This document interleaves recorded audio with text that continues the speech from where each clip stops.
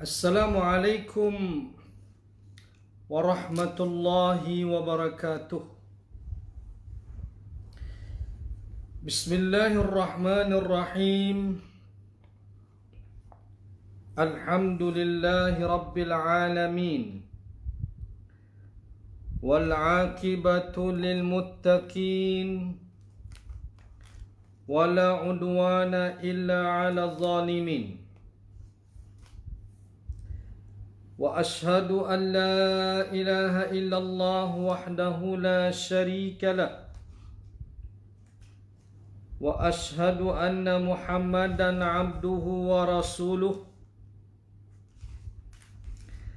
اللهم صل وسلم وبارك على هذا النبي الكريم سيدنا محمد وعلى آله وأصحابه وأنصاره إلى يوم الدين. سبحانك لا علم لنا إلا ما علمتنا إنك أنت العليم الحكيم.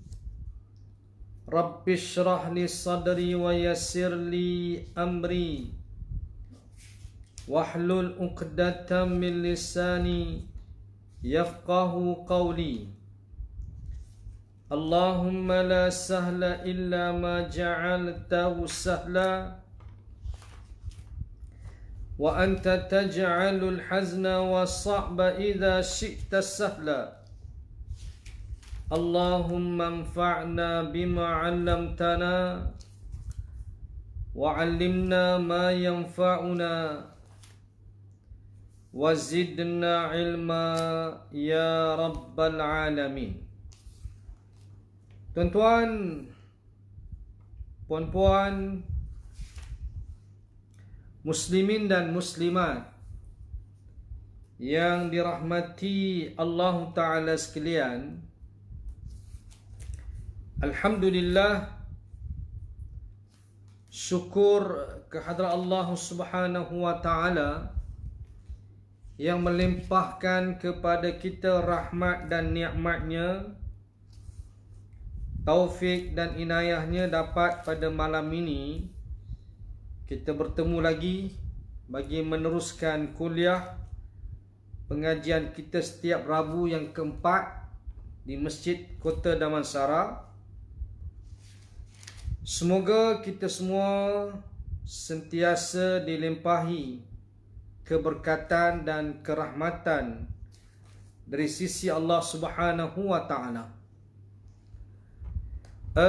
Cumanya kalau kita lihat kepada kuliah pengajian kita, kitab yang kita guna pakai ialah Fiqh Al-Manhaji ala Mazhab Al-Imam Ash-Shafi'i, jilid yang keempat atau jilid yang ke-8 telah pun rasanya dah selesai dah kita punya tu perbincangan kita tentang Fiqh Al-Jinayat ni.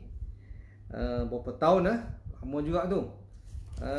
Jadi insyaAllah kita akan beralih kepada pengajian yang barulah, insyaAllah nanti kita bincang semula. Cuma pada malam ini saya suka nak menarik perhatian muslimin dan muslimat kepada tajuk yang berkait dengan sabar, reda dan syukur, ataupun syukur, reda dan sabar. Apatah lagi kita dalam keadaan sedang menghadapi musibah ni. Kucing. Baik, sekejap. InsyaAllah kita akan lihat apa makna syukur, tuntutan syukur, makna reda, tuntutan reda, dan juga makna sabar, tuntutan sabar. Dan ketiga-tiga sifat ini merupakan sifat yang mulia, sifat yang mahmudah, sifat yang terpuji, yang kita nak katakan, sifat ini mesti ada pada setiap orang yang beriman kepada Allah Subhanahu wa Ta'ala. InsyaAllah. Maka sebab itu orang yang beriman mesti ada sifat-sifat ini. InsyaAllah, mudah-mudahanlah kita nak tengok apa dia. Baik, pertama sekali berkenaan dengan syukur ni. Syukur merupakan, kalau kita lihat kepada apa yang disebut oleh Muhammad Abduh dalam mentarif syukur sebagai berikut. Dia kata syukur tidak dikatakan bersyukur kecuali jika seseorang menggunakan dan memanfaatkan segala nikmat dan hal-hal untuk apa nikmat itu dikurniakan, diberikan. Itu makna syukur ni. Maknanya syukur ni ialah sesuatu tindak balas daripada nikmat yang Allah kurniakan kepada kita. Bagaimana kita menggunakan nikmat tersebut. Apakah nikmat itu kita gunakan mengikut apa yang dikehendaki oleh Allah dan Rasul. Dan kita kena ingat bahawa nikmat yang Allah kurnia pada kita ni memang tak dapat kita hitung. Allah berfirman surah dalam Al-Quran kan, wa in ta'uddu ni'matallah la tuhsuha. Dan sekiranya kamu nak menghitungkan nikmat Allah, pasti kamu tidak akan dapat menghitung. Kan? Nikmat melihat misal kata. Nikmat, bagaimana kita gunakan nikmat penglihatan ini? Itu yang akan disoalkan. Nikmat pendengaran, kita dengar apa? Nikmat bercakap, kan? Nikmat nikmat lidah yang Allah kurnia pada kita. Nikmat sihat. Nikmat masa lapang ni. Sekarang ni kita banyak masa lapang berada di rumah kan.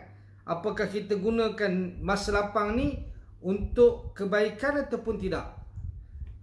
Jadi makna kata syukur tu bila mana seseorang tu menggunakan nikmat-nikmat yang Allah kurniakan itu kepada kita dalam hal-hal yang Allah Ta'ala reda pada kita. Itu kita kena ingat. Baik. Bersyukur kepada Allah dengan berbaik sangka terhadap Allah dan meletakkan keyakinan kepadanya, dan apa jua keadaan memuji Allah. Maknanya syukur ni tuan-tuan, dalam apa jua pun kita kena syukur. Sebab kalau kita merujuk kepada sebuah hadis, dalam hadis yang menyebut an Aisyah radhiyallahu anha qalat kana Nabi sallallahu alaihi wasallam idza ra'a ma yuhibbu qala alhamdulillahilladzi bi ni'matihi tatimmu as-salihat wa idza ra'a ma yakrahu qala alhamdulillahi ala kulli hal. Rawahu Ibnu Majah. Maksud dia, daripada Aisyah radhiyallahu anha, beliau berkata, apabila Nabi SAW melihat sesuatu yang ia suka, baginda berkata, segala puji bagi Allah yang dengan nikmatnya sempurnalah segala yang baik. Nabi akan sebut, Nabi bila melihat sesuatu benda yang ia suka, dia sebut alhamdulillahilladzi bi ni'mati tatimmus salihat. Segala puji bagi Allah yang dengan nikmatnya sempurnalah segala yang baik. Apabila melihat sesuatu yang tidak disukai, baginda berkata alhamdulillahi ala kulli hal. Segala puji bagi Allah di atas segala keadaan, setiap keadaan. Maknanya tuan-tuan, syukur ni bukan setakat kepada perkara yang kita suka, kita bersyukur. Dan perkara yang kita terima tu benda yang baik yang kita suka tu, kita alhamdulillah sekurang-kurangnya. Bahkan orang yang mempunyai maqam yang tinggi di sisi Allah, apabila dia tak suka sesuatu pun, dia akan syukur pada Allah Ta'ala dengan menyatakan alhamdulillahi ala kulli hal. Segala puji bagi Allah bagi setiap sesuatu. Kenapa? Sebab kita kena ingat, apa-apa pun sama ada yang baik dan yang tidak baik itu datangnya daripada Allah dengan izin Allah Ta'ala. Kan? Maknanya takdir yang baik itu pun daripada Allah, takdir yang tidak baik itu juga daripada Allah. Allah jualah yang mentakdirkan kepada kita sesuatu, sama ada yang baik ataupun tidak. Kan? Maka sebab itu kenapa tidak kita bersyukur kepada Allah? Sebab semua itu daripada Allah Ta'ala. Kan? Itu sebab bila kita, sama juga bila kita mendapat berita yang tak baik, kita sebut Inna lillah wa inna ilaihi raji'un. Sesungguhnya kami daripada Allah dan sesungguhnya kami akan kembali kepada Allah. Maknanya al-istirja', kan? Itu satu daripada sifat orang yang sabar itu. Bila mana dia ditimpa ke musibah, disebut Inna lillahi wa inna ilaihi raji'un. Maknanya sesungguhnya kami daripada Allah dan sesungguhnya kami akan kembali kepada Allah.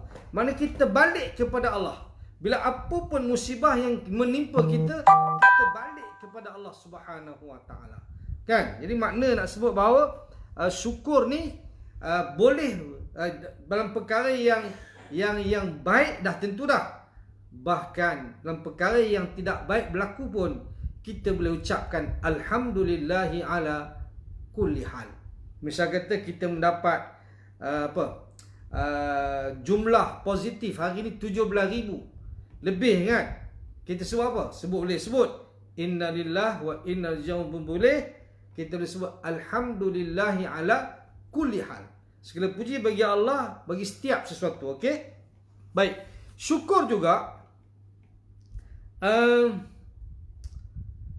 Rasulullah SAW memperbanyakkan ibadat sebagai amalan kesyukuran kepada Allah, melaksanakan segala suruhan Allah dan meninggalkan segala larangan Allah. Ia merupakan salah satu daripada pernyataan kesyukuran paling utama. Nampak? Maknanya kalau kita nak kenal orang bersyukur ni, hendaklah dia menjaga batas-batas syariat Allah Ta'ala. Dan dia menambahkan ketaatan dia kepada Allah. Tanda orang syukur ni, dia bukan setakat ucap Alhamdulillah, tapi dia akan melakukan perkara yang diredai oleh Allah. Sama ada perkara itu yang berbentuk wajib maupun yang berbentuk sunat.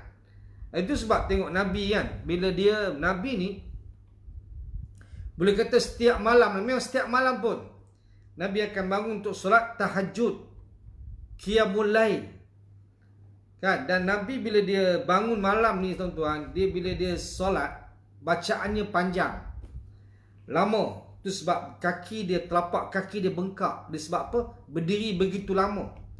Sampai Aisyah radhiyallahu anha komplain, pelik dengan Nabi ni, pasal apa ni? Yang duk teruk-teruk sangat sembahyang malam ni, sampai bengkak-bengkak kaki ni, kenapa? Kan? Apa jawab Nabi? Afala akunu abdan syakura? Apakah tak boleh aku jadi hamba yang bersyukur pada Allah? Jadi sebab itu untuk menterjemahkan kesyukuran tu, kita lakukan perkara-perkara yang sunat. Kalau perkara yang fardu tu pun syukur dah. Tapi pertambahan syukur itu bila kita lakukan perkara yang sunat. Itu Sufyan bin Uyainah, kan? Dia pernah menyatakan, man salla salawatil khams faqad syakara Allah Ta'ala, wa man da'a li abawaihi fi kulli dubur salah faqad syakarahuma. Sesiapa yang salat 5 waktu, sesungguhnya dia telah bersyukur kepada Allah. Sekurang-kurangnya dia salat 5 waktu, dia tak tinggal, dia seorang yang bersyukur kepada Allah. Tapi bila dia lakukan perkara yang sunat, lebih syukur dia pada Allah. Dan sesiapa yang mendoakan untuk ibu dan bapanya setiap kali selesai salat, dia telah berterima kasih kepada ibu dan bapa dia. So syukur ni, tuan-tuan, dia ada 2 jenis. Satu syukur kepada Allah, yang kedua syukur kepada manusia. Manusia yang paling kita kena syukur ibu dan bapa kita.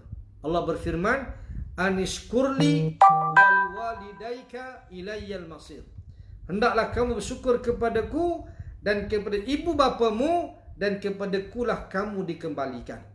Jadi sebab itu tanda syukur kita untuk ibu dan bapa kita, berdoa lah. Setiap kali lepas solat, kita berdoa, doakan mereka yang Allah ajar dalam Quran. Wa qala rabbighfir li warham. Wa qala rabbighfir li wa liwalidayya warhamhuma kama rabbayani saghira. Iaitu wahai Tuhanku, ampunilah dosa-dosaku dan dosa ibu dan bapaku, dan kasihanilah mereka berdua sebagaimana mereka mengasihaniku sejak aku kecil. Jadi sesiapa yang baca doa ni lepas solat, hakikat dia telah bersyukur kepada ibu dan bapa dia. Nampak tak? Tanda dia syukur, terima kasih dia kepada ibu dan bapa dia. Kalau ini pun kita tak boleh nak buat, doa pun tak boleh, susahlah tuan-tuan. Jadi sebab itu kita kena selalu doa pada ibu dan bapa kita utama-utama waktunya lepas solat lah. InsyaAllah. Baik. Okey. Dan syukur juga tuan-tuan, kita kena ingat, bila kita bersyukur, Allah akan tambahkan nikmat untuk kita. Ini disebut dalam Quran kan, dalam surah Ibrahim ayat yang ke-7. La in syakartum la azidannakum wa la in kafartum inna azabi lasyadid. Sesungguhnya sekiranya kamu syukur kepada Allah, pasti aku tambahkan nikmatku untukmu, dan sesungguhnya sekiranya kamu kufur, ingatlah azabku amatlah pedih. Jadi sebab itu kita syukur ni, kita akan mendapat nikmat yang bertambah-tambah daripada Allah Subhanahu Wa Taala. Maka sebab itu syukur perkara yang sangat utama. Dan kita ni nak tahu kita ni bersyukur juga tuan-tuan. Kita kena lihat orang yang di bawah. Kita dalam perkara dunia ni, nikmat dunia ni, kita kena tengok orang di bawah kita. Jangan kita tengok orang di atas kita. Orang yang lebih pada kita jangan. Kita rasa kurang, tapi kalau kita tengok orang yang lebih teruk pada kita, kita rasa kita lebih pada mereka. Kita boleh makan lagi, minum lagi, kita masih ada tempat kediaman lagi, kita masih lagi boleh berkeluarga lagi dan seumpamanya. Tuan-tuan, kalau kita tengok sahabat-sahabat Nabi kan,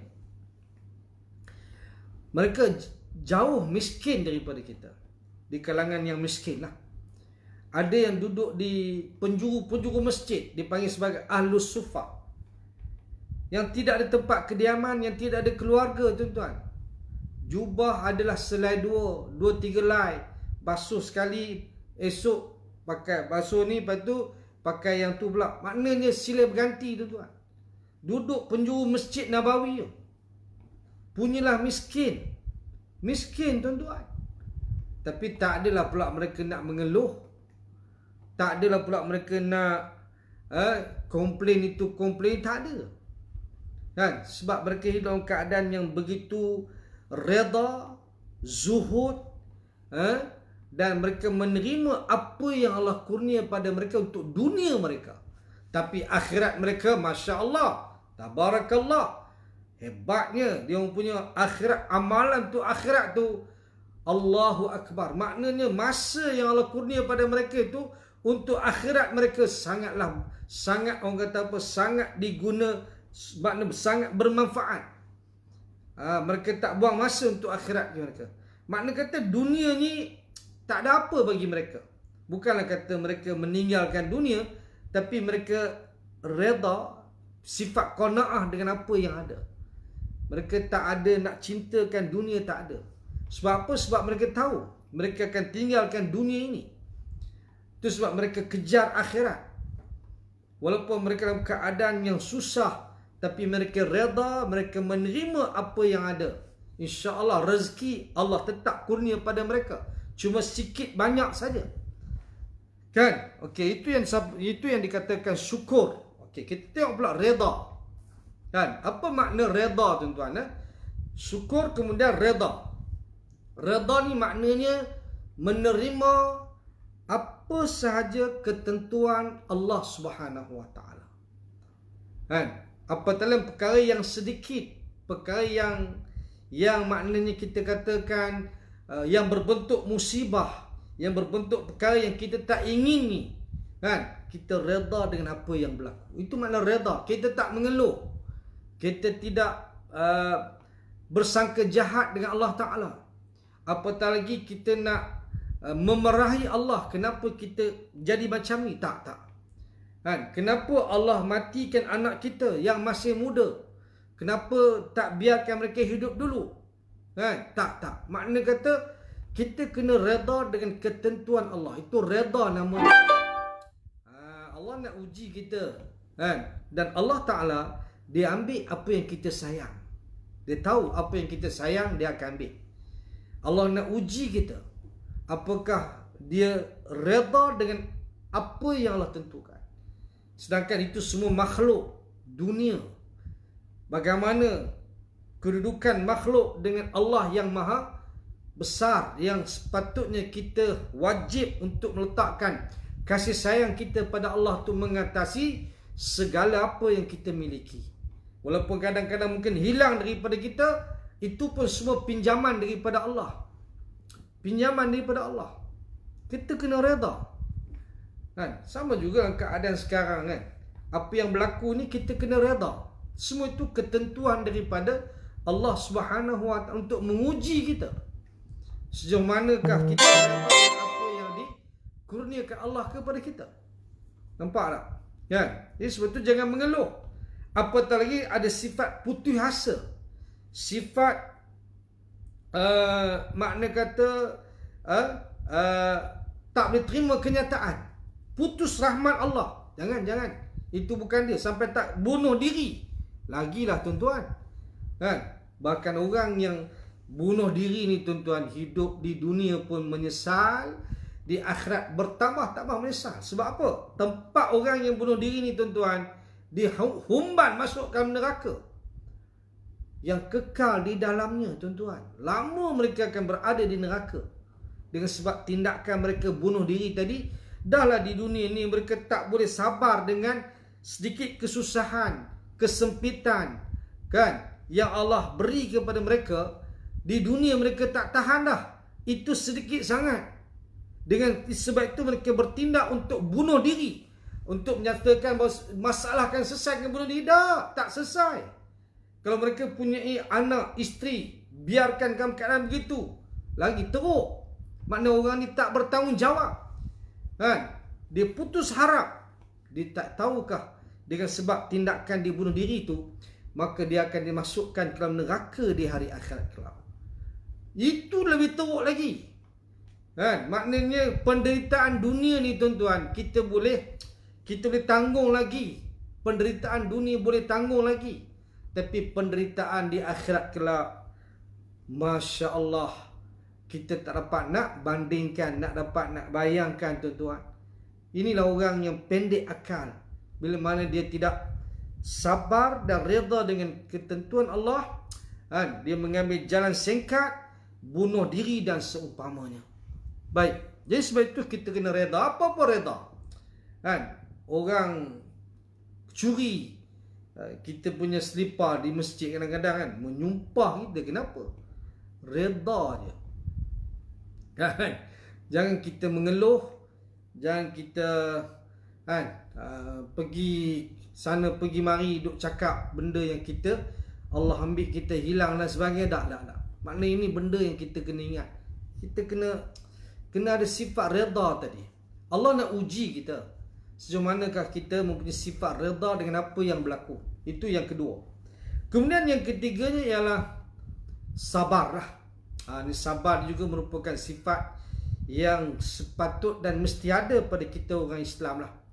Sebab itu Allah kata, ahasiban nas ayyutraku ayyakulu amanna wahum la yuftanun. Apakah manusia menyangka mereka dibiarkan begitu sahaja menyatakan kami telah beriman, sedangkan mereka tak diuji terlebih dahulu. Allah akan uji orang beriman tuan-tuan. Kita ni hidup di dunia ni diuji. Ujian pasti datang, tapi ujian nak dibandingkan dengan nikmat, nikmat tak dapat dihitung. Ujian datang sekali-sekala. Macam pandemik, kan? Ni ujian yang datang sekali.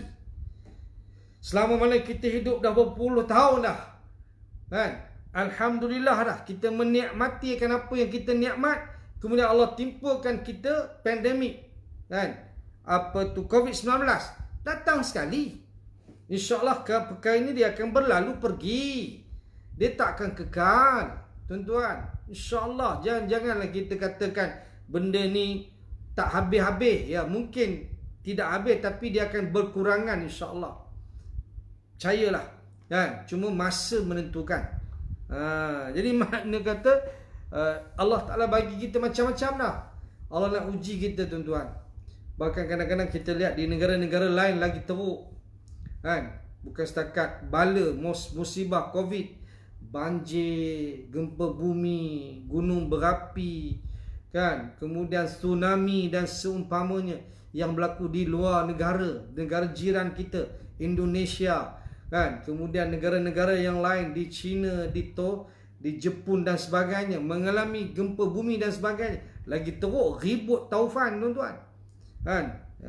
Sebab itu ini semua bala daripada Allah, kan? Allah Ta'ala nak menguji kita. Itu sebab Allah sebut dalam Quran ayat 155, Allah menyatakan surah Al-Baqarah, kan?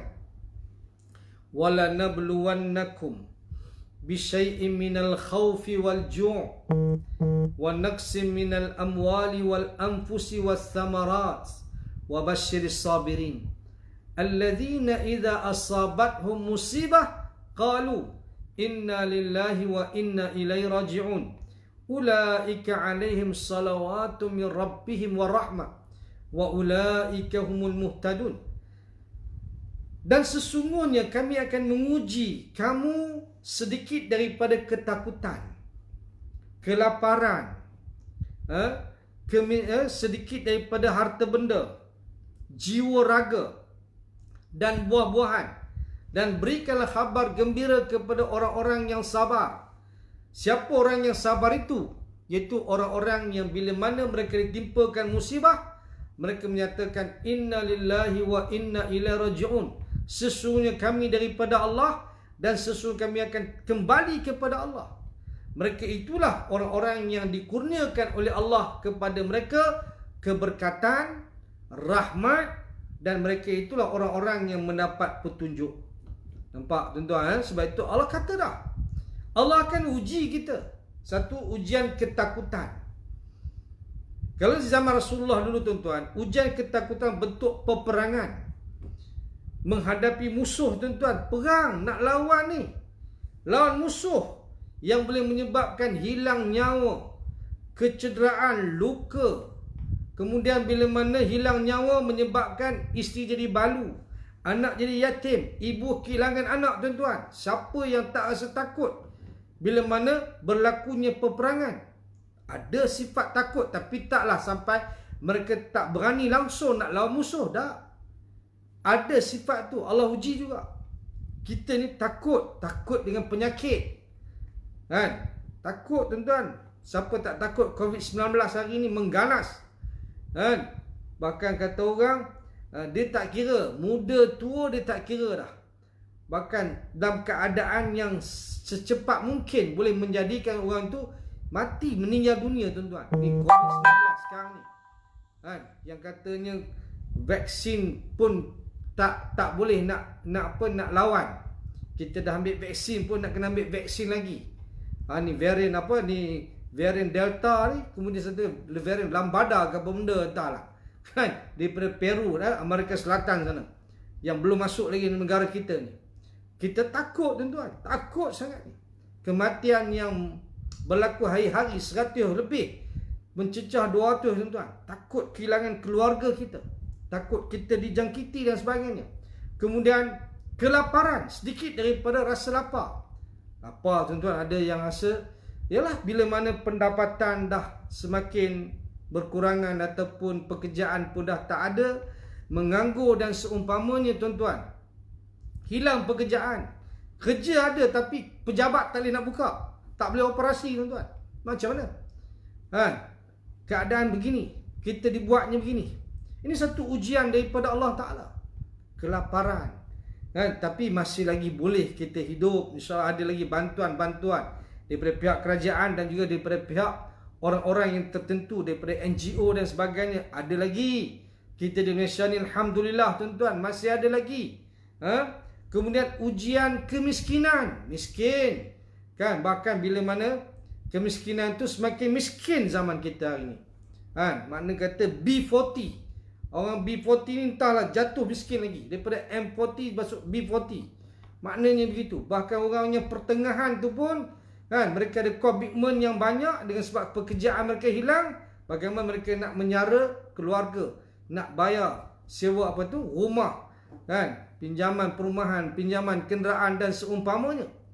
Itu semua bukan kita tengok orang rumah besar pun tak tentu lagi. Hidup mereka melarat, miskin, jatuh miskin zaman kita ni. Kemudian sedikit daripada jiwa, kematian. Allah kata Allah akan uji kematian ibu, bapa, anak, adik-beradik, keluarga tuan-tuan. Ini satu bentuk yang kita akan hadapi. Kemudiannya juga sedikit daripada buah-buahan. Makna kata buah-buahan kebun tak menjadi. Sama juga bila mana pekerjaan hilang dan sebagainya. Tapi Allah kata apa? Wabashiris sabirin. Dan berikanlah khabar gembira kepada orang-orang yang sabar. Siapa orang yang sabar itu? Orang yang bila mana ditimpakan ke atas mereka musibah, mereka menyebut inna lillah wa inna ilaihi raji'un. Sesungguh kami daripada Allah dan sesungguh kami akan kembali kepada Allah. Maknanya mereka tahu ini semua daripada Allah Ta'ala. Dan mereka akan dapat 3 benda. 3 perkara ni Allah akan kurniakan kepada orang yang sabar. Yang pertama, keberkatan. Keberkatan Allah akan kurniakan. Yang kedua, rahmat. Dan yang ketiga, mereka adalah merupakan orang-orang yang mendapat hidayah, petunjuk daripada Allah Subhanahu wa Ta'ala. Ini dia tuan-tuan. Dan sememangnya juga kalau kita merujuk suratul Mulk, kan Allah kata allazi khalaqal mauta wal hayata liyabluwakum ayyukum ahsanu amala. Allah mencipta kematian dan kehidupan untuk apa? Untuk menguji siapakah di kalangan kamu yang paling baik amalannya. Allah uji tuan-tuan. Hidup di dunia ini diuji. Dan syurga akan dinikmati sepenuhnya bagi orang yang sabar diuji di dunia. Untuk masuk syurga ni tuan-tuan, dia bukanlah suatu perkara yang kita kena rasa selesa, seronok hidup di dunia ni. Tak. Bahkan kadang orang-orang sebagai nabi-nabi, rasul-rasul, mereka lagi hebat diuji tuan-tuan. Itu sebab Nabi sebelah hadis, asyadun nasi bala'an al-anbiya summal amsalu fal amsal. Sehebat-hebat manusia yang diuji ialah para anbiya dan orang-orang seperti mereka dan orang-orang seperti mereka. Makna kata bukan hidup senang. Nak masuk syurga ni tuan-tuan kena hidup susah. Kena ada cabaran. Ada rentangan dalam hidup ni. Ada ujian dalam hidup ni. Barulah layak untuk kita masuk ke syurga di hari akhirat. Bila dimasuk syurga esok, tak ada ujian lagi dah. Kesakitan tak ada lagi, penderitaan dah tak ada lagi dah. Keserabutan, kesedihan tak ada lagi dah tuan-tuan di syurga esok. Di dunia ni kita akan anabi. Kadang-kadang kita suka, kadang-kadang kita duka. Ada kala kita gembira, ada kala kita bersedih. Ada kala kita senang, ada kala kita susah. Itu dunia. Ini lumrah kehidupan dunia yang kita kena tempuhi tuan-tuan. Bukan kata senang, sokmo, tidak. Ada kala kita susah. Bukan kita suka, ya ada kala kita duka. Bukan kata kita ni bergembira saja. Tak, ada kala kita sedih tuan-tuan. Ini merupakan lumrah kehidupan dunia yang kita kena tempuhi. Tapi yang penting itu tadilah. Kita kena sifat syukur dengan nikmat yang Allah kurniakan pada kita yang kita tak boleh nak hitung selama ini. Kemudian kita kena redha dengan apapun ketentuan daripada Allah Subhanahu wa takdir baik ataupun takdir yang tidak baik. Dan yang ketiga, kita kena sabar di atas ujian yang Allah timpakan ke atas kita. Mudah-mudahan kita jadi orang yang bersyukur, redha, sabar, yang merupakan sifat yang terpuji, sifat yang mulia, yang mesti ada pada kita, menghiasi hidup dan akhlak kita seharian, insya-Allah. Apa pun berlaku dalam dunia ini, apa pun, mungkin isteri kita meninggal dengan sebab COVID-19, ataupun suami kita meninggal, kita kena redha dan kita kena terima dan kita sabar di atas ketentuan Allah Ta'ala. Allah akan beri kita ganjaran yang besar, pahala yang besar, dan pahala inilah yang kita akan perolehi dengan sebab kesabaran yang ada pada kita. Yang merupakan orang yang sabar ni tuan-tuan, pahalanya besar, tidak boleh nak dikira lah tuan-tuan. Sebab ujian daripada Allah tu suatu rahmat, suatu, kita katakan ada di sebelah ujian tu hikmah untuk kita. Sebab kadang-kadang ni kita bila senang, kita akan lupa pada Allah. Kita hanyut, tak ingat, tak zikir pun tak ada, pagi petang tak berzikir, Quran kita dah tak baca, salat sunat dah kurang dan sebagainya. Puasa sunat pun kita tak cuba nak biasakan. Tapi bila kita berlaku begini tuan-tuan, ada di kalangan kita dah rajin sembahyang malam, rajin sembahyang sunat, rajin baca Quran, zikir pagi dan petang, berdoa, sentiasa berdoa. Kemudian puasa pun dia puasa. Sebab apa? Duduk di rumah buat apa? Kita buat sikit amalan-amalan ni, yang semua itu akan membawa kepada kebahagiaan kita di akhirat nanti, insya-Allah. Saya kira itulah sekadar yang dapat disampaikan. InsyaAllah kita akan lihat apakah kuliah pengajian, tajuk apa yang kita akan bawa kemudian. Fiqh jinayah dah selesai, jadi kita akan bincang nantilah dengan pihak masjid apakah tajuk yang kita nak bawa balik, nak bawa semula ni. Mudah-mudahan ada kebaikan dan manfaat kepada semua, insya-Allah. Sebagai itu, sekadar itu dulu. Terima kasih banyak kepada semua daripada pihak masjid dan juga rakan-rakan jemaah Masjid Kota Damansara, ahli Qaryah Masjid Kota Damansara. Kita jumpa lagi, insya-Allah. Sekadar itu dulu, aku qauli hadza wa astaghfirullah li wa lakum. Subhanakallahumma bihamdik, asyhadu an la ilaha illa anta, astaghfiruka wa atubu ilaik. Wassalamualaikum warahmatullahi wabarakatuh.